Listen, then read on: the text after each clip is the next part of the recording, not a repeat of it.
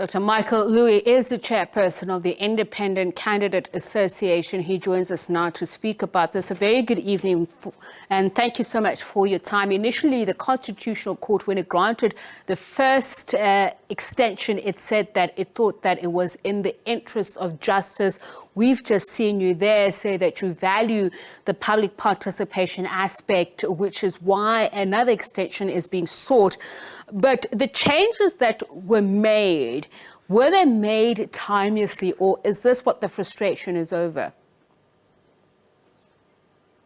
No, I think the big thing is that we can't be seen to be in conflict when we call for public participation, and then when Parliament sort of asks for more public consultation, that we criticize them. However, I agree with Kasek that the way Parliament has dealt with this whole issue of public participation is really, there's a big question mark behind it, because even although they've ticked the box that there's public participation, ever since our first public participation in with our Home Affairs Committee, and then oral submissions, and then our submissions to the NCOP, we have had 6 sort of criteria that we've said where the bill doesn't meet constitutionality, and not one of the 6 have actually been attended to. So I think Parliament needs to be careful not just to tick a box and we don't see action and some form of remedy. And these 2 changes, are they qualitative changes? Because I know you were commenting there on the threshold of signatures as being something that you're not entirely happy with. Is that correct?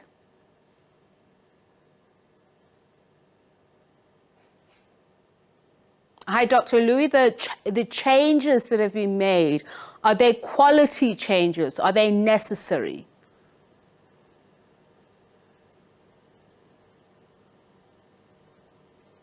Yes, the changes are definitely necessary. And I think there has been a lot of work done to this bill. There's no doubt about it. But it doesn't meet the constitutional thresholds. To the ICA and the organization that I represent, it goes about justice and what is right.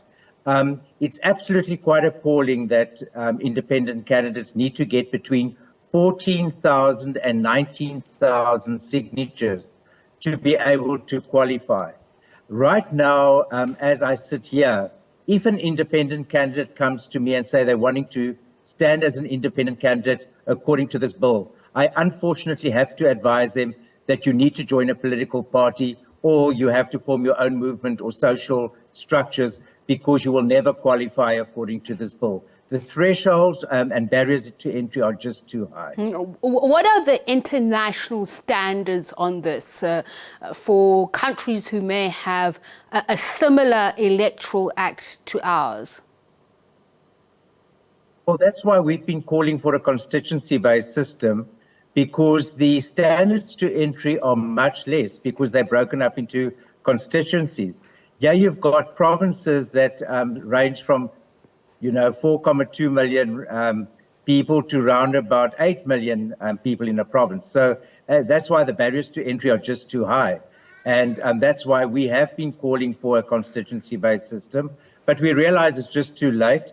I think the ministry did go quite far enough now to ask for the panel to relook at the electoral system from February onwards, to look how we can break it up into the most optimal way that independent candidates and people can be represented directly to their constituencies. So that's what we've been calling, but this is a constructive process. We have to stand together, but you can't half compromise on constitutionality. If a bill's unconstitutional, it's unconstitutional. And our view is, and this is definitely our positioning, if somebody doesn't test this bill constitutionally, if we go to the 2024 elections and say one of the political parties aren't satisfied with the results, the first thing they're going to do is to test constitutionality. And as a result, so it has to be tested, and we put up our hand to say that we believe it's unconstitutional. We will test it. And as a result, is any party being prejudiced against with this request for an appeal, particularly, as you mentioned, one of the changes that has been made here is on an expert panel who is going to help expand the electoral reform process.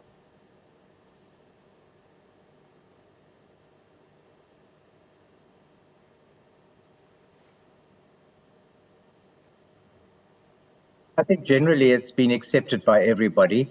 The only thing is that I don't know what other results you're going to get, because in 2003 we had the Van Zyl-Slabbert report, and then we had the high-level report of ex-President Mohlante, and then we had Vali Musa's MAC report, Ministerial Advisory Report, all coming with recommendations, and then the Minister and Parliament doesn't accept one of them. So we're just wondering what is different. And again in this panel, and again in the legislation, the Minister is not compelled to accept the recommendations of this panel. So it will be interesting to see the resolve from it, but we always have to see and speak life into things. And so it's a step in the right direction, and that's why we welcome it. Just finally, how will South Africans benefit from this Electoral Amendment Bill, particularly given the fact that it says that adult citizens not be or to be elected to the National Assembly and provincial legislatures can only do so through membership of political parties now as the Act stands. So the changes, how will they benefit South Africans at large in terms of an accountable government? I don't think that it's going to make a difference accountability-wise, because your provinces are too big. But I think it's a step in the right direction that we know our political system is broken. There needs to be more accountability. All the statutory commissions have recommended that there needs to be more accountability. At least we're moving in the right direction, but we're very far from direct elections. And let me give you an example of an open and a closed list system. We've always promoted an open list system, which means that when you go to the polls, you need to put up the individual, their background, their curriculum of who the electorate must vote. But Parliament again has nominated a closed electoral system, which means, again, you're just going to have a political party and a flag, and you don't know what stands behind that. Even although they publish it in the Government Gazette, the electorate don't really know how to go to these Government Gazette to go and find out who are their members of Parliament. So we very much promote an open list system. I think it hasn't gone far enough. Thank you so much for your time, Dr. Michael Louis, Chairperson of the Independent Candidate Association.